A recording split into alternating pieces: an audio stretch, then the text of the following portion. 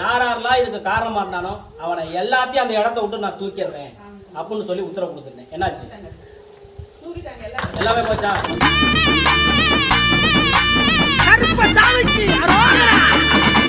கருப்பசாமி படாத கஷ்டம் பட்டாச்சு சாமி, படாத கஷ்டம் பட்டாச்சு. போகாத கோயில்ல, போகாத ஆலயம்ல, கும்பிடாத தெய்வம் இல்லை, எல்லாமே கும்பிட்டாச்சு. ஆனால் உங்களோட வந்த பிற்பாடு பரவாயில்ல சார். அதே போல்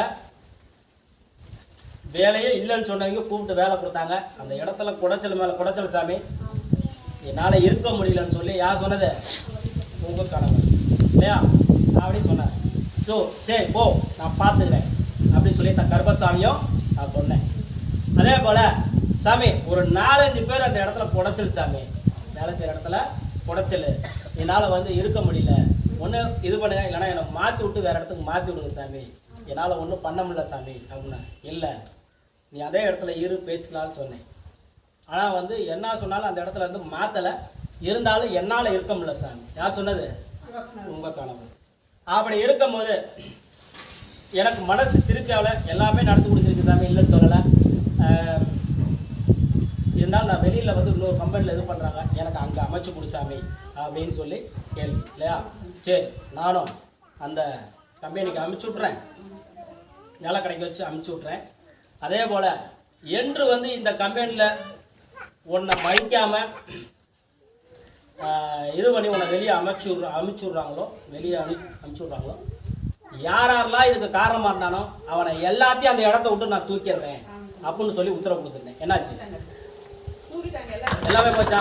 அதே போல் பழைய கம்பெனிலேருந்து எனக்கு இன்னும் பணம் பாக்கி வரல சாமி, புரியுதா? அதுதான் சாமி எனக்கு, அதுக்காக தான் வந்துருக்கணும் சாமி. எப்படி? அதுக்காக தான் வந்துருக்கிறேன். எனக்கும் இந்த வீட்டு லோனு அது இதுன்னு கொஞ்சம் பயங்கர டைட்டாக இருக்குது சாமி, அதனால் ஒன்றும் பண்ண முடியல. நீ போய் எப்படியாவது போய் அப்பனை போய் பார்த்துட்டு வா. யார் சொன்னது? ஆமாம் உங்கள் கணவர். எப்படியாவது போய் என் அப்பனை போய் பார்த்துட்டு வா. என் அப்பனை பார்க்காம ஒன்றும் வேலைக்கு ஆகலை, இந்த சம்பளம் வருமா வராதான்னு தெரில, நீ போய் கேட்டுட்டு வா அப்படின்னு சொல்லி சொன்னாரா? சரி இப்போ நான் என்ன பண்ணணும்? சரி